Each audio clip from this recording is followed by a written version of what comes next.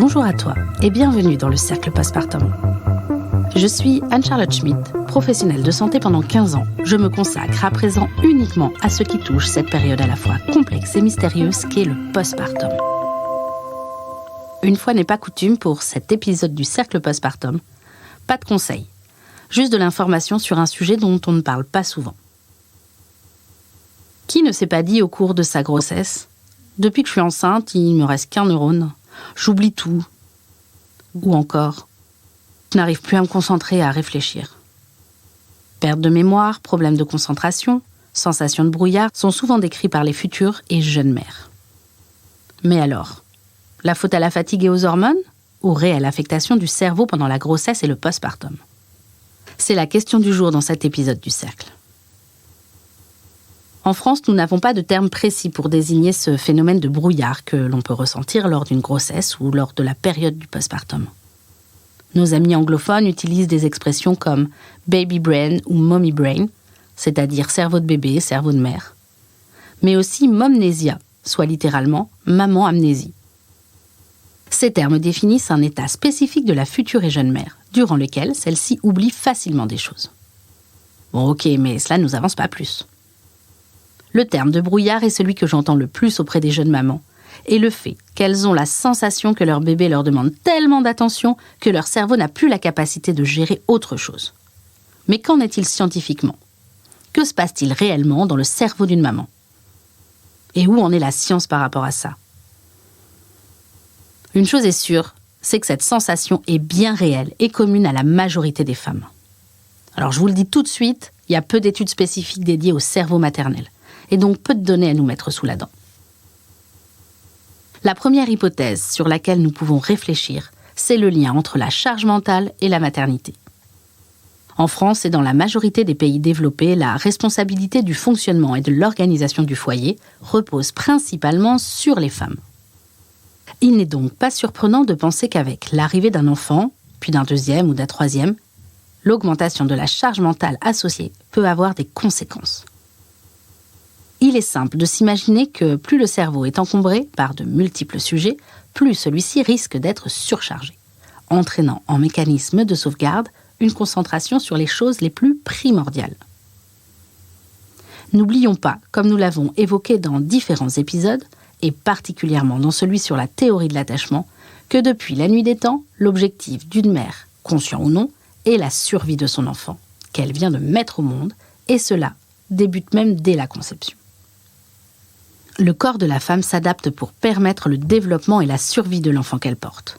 Le corps entier, incluant donc le cerveau. Et le cerveau, comme le corps, se concentre sur cette mission. Et cela n'est pas sans conséquence, particulièrement sur la mémoire. Jodie Pawlowski, neuroscientifique canadienne affiliée à l'Université de Rennes, est une des rares chercheuses à mener des études sur le cerveau de la mère. Elle a basé ses recherches sur, premièrement, le fait que le mommy brain existe, avec l'oubli comme plainte la plus courante, et secondement, 2 questions. Sur quoi se portent ces oublis que les mères ressentent, et en quoi est-ce différent des oublis qui existaient avant de devenir mère? Pour faire au plus simple, je résume. Ce qu'il faut savoir est qu'il existe différentes sortes de mémoire. Court, long terme, implicite, explicite, verbal, spatial, etc. Afin de se remémorer quelque chose, il faut, dans un premier temps, y avoir été attentif et avoir un espace suffisant dans le cerveau pour garder ce souvenir. Cet espace s'appelle la charge cognitive. Les premières études datant des années 90 démontrent que les femmes enceintes gardent leur capacité d'apprentissage. Cependant, leur mémoire est moins performante pour les choses auxquelles elles n'ont pas prêté attention. Les différentes études qui ont suivi n'ont réussi qu'à démontrer qu'il y avait bien une modification dans la mémoire de la femme enceinte et de la jeune mère. Mais la nature précise de ces changements sont encore floues. Notre cerveau évolue tout au long de notre vie. Nous sommes en capacité d'apprendre toute notre vie. Notre cerveau n'arrête pas ces modifications une fois notre majorité atteinte, et heureusement. Cependant, il est intéressant de noter que durant notre vie d'adulte, c'est au moment de la parentalité, oui, de la maternité pour les femmes, que notre cerveau se modifie le plus. Durant cette période périnatale, les changements majeurs du cerveau sont associés à la phase de plasticité cérébrale la plus importante du cerveau adulte. Sais-tu que l'on peut voir si une femme a été enceinte dans sa vie juste avec une imagerie de son cerveau ? Car oui, le cerveau est significativement différent après une grossesse et après un postpartum. Après une grossesse, au moment de l'accouchement, le cerveau diminue de taille, presque jusqu'à 4%. Cependant, cela n'est pas permanent. Et surtout, cela n'est pas significatif d'une diminution de capacité ou d'intelligence. Bien au contraire. Ce qui se passe, c'est une restructuration des différentes zones du cerveau. Il n'y a pas que le volume du cerveau qui change, mais également le nombre de neurones et certaines cellules, ainsi que la densité de certains récepteurs. En clair, au cours de la grossesse et du postpartum, le cerveau se modifie en taille, en morphologie, mais également au niveau de son activité. Ce qui a été démontré en 2019 dans Human Brain Make Happy et qui est le plus important à retenir, les modifications du cerveau au cours de la période postnatale est équivalent aux modifications au cours de l'adolescence. Ce qui rejoint complètement ce qui a été décrit au niveau comportemental avec le terme de la matrescence. En bref, les changements du cerveau durant la matrescence, cette période qui marque les changements de la femme qui devient mère, sont tout aussi importantes que durant l'adolescence. Mais alors, qu'est-ce que ça signifie ? Et est-ce qu'il faut comprendre qu'il existe un instinct maternel ? Eh bien non, il n'existe pas d'instinct maternel. Soyons clairs tout de suite. Il n'y a pas une connexion prédéfinie dans notre cerveau qui s'activerait une fois accouché et qui nous permettrait de savoir quoi faire ou comment faire avec un bébé. La réalité est que chacun est façonné par son vécu et ses expériences. Tous, nous essayons, nous testons et nous apprenons. Parler d'instinct maternel est très réducteur et cela sous-entend que seule une femme peut s'occuper d'un enfant. Ça, c'est quand même très old school. Alors, flash info, les hommes sont physiquement et psychiquement tout aussi capables de s'occuper du petit homme. Alors, ce qu'il faut comprendre, c'est que ce n'est pas une fonction prédéfinie dans notre cerveau, mais bien les interactions avec l'enfant qui créent les modifications de notre cerveau lors de la maternité et de la paternité. On ne parle pas de cerveau maternel, mais bien de cerveau parental face à ces modifications, car elles sont tout à fait semblables chez la mère et le père du moment que celui-ci s'occupe de son enfant. Les modifications du cerveau parental commencent probablement au niveau hormonal pour la femme, mais il ne faut pas mettre de côté l'importance environnementale et culturelle. Et donc, il n'y a pas d'instinct maternel, et pourtant, il y a bien une réelle différence entre le cerveau d'une femme ayant eu des enfants et celui d'une femme qui n'en a pas eu. Toutes ces modifications préparent le cerveau au défi de la parentalité. Sais-tu que le cerveau parental réagit de manière tout à fait différente aux pleurs de l'enfant qu'à tout autre bruit ? Sais-tu que le cerveau d'une femme enceinte réagit de manière différente aux expressions d'un visage que tout autre cerveau ? Le cerveau, durant la grossesse, est beaucoup plus réceptif à tout ce qui touche l'empathie. Une étude de 2020 faite à Toronto a démontré que les changements du cerveau de la femme enceinte préparent le cerveau de la mère à s'occuper de son bébé. On observe des modifications de la sécrétion de dopamine qui entraînent un mécanisme de gratification et de récompense.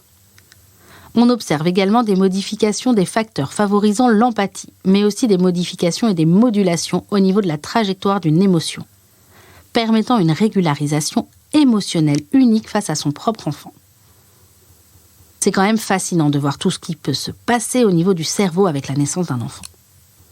En ce qui concerne le fait d'avoir un second ou un troisième enfant, on ne sait pas encore réellement la mesure des modifications du cerveau avec l'augmentation de la parité.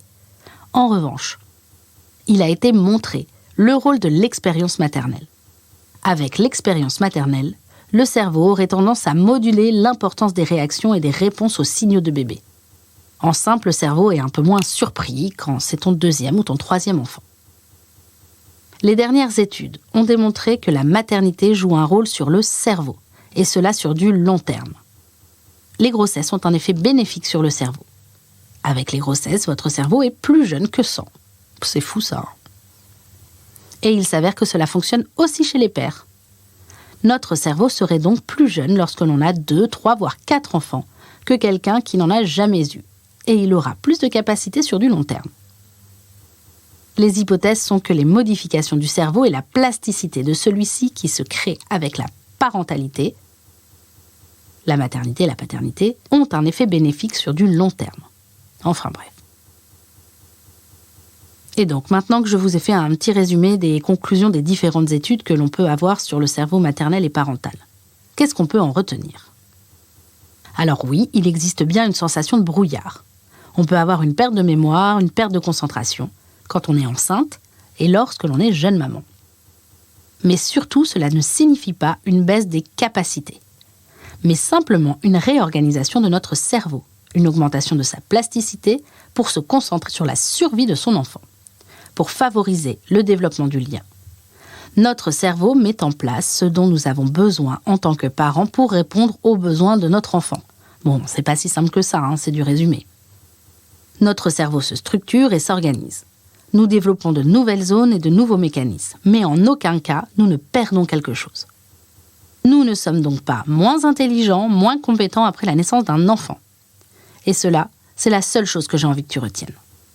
Tu peux être dépassé et te sentir perdu, et moins en capacité qu'avant. Mais tu peux te rassurer et avoir confiance, car ton cerveau met en place ce dont il a besoin pour développer tes compétences parentales. Voilà tout ce que j'avais à dire sur le cerveau parental. J'espère que cet épisode t'a plu. N'hésite pas à me faire un retour sur les réseaux sociaux ou par mail si tu souhaites partager ton avis ou si tu as des sujets à soumettre pour le podcast. Le Cercle Postpartum est un podcast qui parle du postpartum, qui apporte des informations, des conseils et ce, avec bienveillance. Je suis Anne-Charlotte Schmitt. J'écris et je réalise le Cercle Postpartum sur une musique de Guillaume Coindé. Cet épisode a été enregistré au studio La Poudre de la Cité Audacieuse.